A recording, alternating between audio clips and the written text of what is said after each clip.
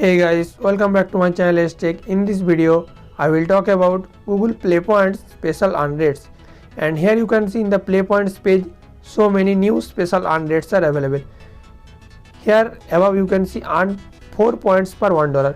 In this game, if you spend $1, you will get 4 play points. Candy Crush Saga, Pokemon Go, Free Fire, Marvel here you can see, and Roblox. Okay, and below here you can see if you spend $1, you will get 5 play points. This is for Free Fire and Marvel Strike Force and Raid. Okay, so if you are playing these games and if you want to buy something, you should buy and you will get play points in return. So many games are available. Here you can see 4 points and 5 points, below 5 points, above 4 points. So new special earn rates offers are available. If you are interested, you can buy and you will get play points in return.